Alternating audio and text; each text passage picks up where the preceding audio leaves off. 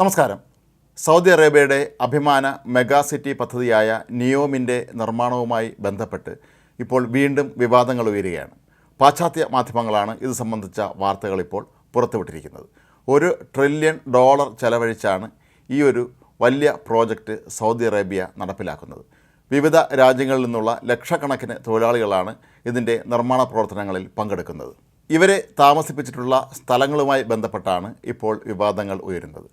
ഇവരെ താമസിപ്പിച്ചിട്ടുള്ള ലേബർ ക്യാമ്പുകളിൽ ബലാത്സംഗങ്ങളും കൊലപാതകങ്ങളും മരണങ്ങളുമെല്ലാം സ്ഥിരമായി മാറിയിരിക്കുകയാണ് എന്നാണ് പ്രമുഖ അന്തർദേശീയ മാധ്യമമായ വാൾ സ്ട്രീറ്റ് ജേണൽ റിപ്പോർട്ട് ചെയ്യുന്നത്.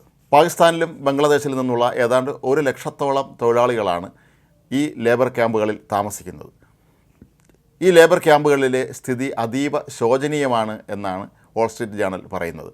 അതുകൊണ്ട് തന്നെ ഇവിടെ അക്രമ സംഭവങ്ങളും മരണങ്ങളുമെല്ലാം നിത്യ സംഭവമാണെന്നും അവർ ചൂണ്ടിക്കാട്ടുന്നു. കഴിഞ്ഞ 8 വർഷത്തിനിടെ നിയോമിൻ്റെ ജോലിക്കെത്തിയ 21,000 തൊഴിലാളികളാണ് വിവിധ കാരണങ്ങളാൽ മരിച്ചത് എന്നാണ് ഈ റിപ്പോർട്ടിൽ പറയുന്നത്.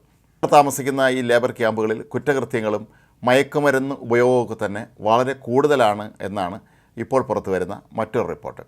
സൗദി അറേബ്യയിൽ മദ്യത്തിന് കർശനമായ വിലക്കാണ് ഉള്ളത്. എന്നാൽ ഈ ലേബർ ക്യാമ്പുകളിൽ മദ്യം ഇപ്പോഴും സുലഭമായി ലഭിക്കുന്നു എന്നാണ് പറയപ്പെടുന്നത്.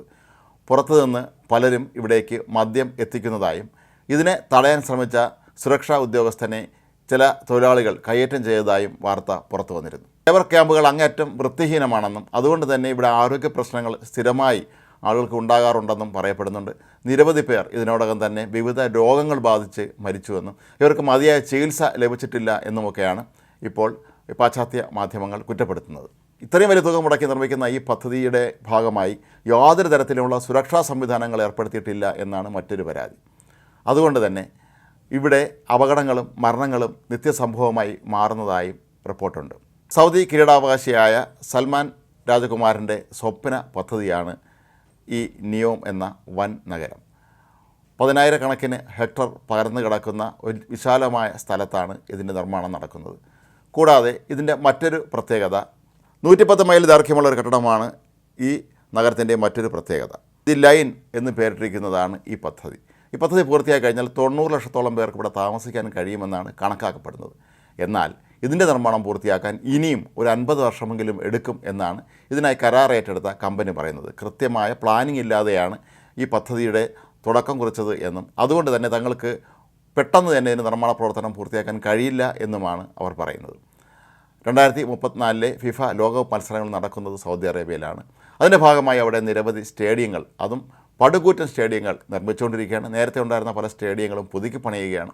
അതുകൊണ്ടൊക്കെ തന്നെ വിദേശത്ത് നിന്ന് നിരവധി തൊഴിലാളികളെ കൊണ്ടുവന്നാണ് അവരെ പണിയെടുപ്പിക്കുന്നത്. കടുത്ത ചൂടിലും മോശമായ കാലാവസ്ഥയിലൊക്കെ തന്നെ നിരവധി പേർ ഇതിനോടകം രോഗികളായി മാറിയതായും മാധ്യമങ്ങൾ പറയുന്നുണ്ട്.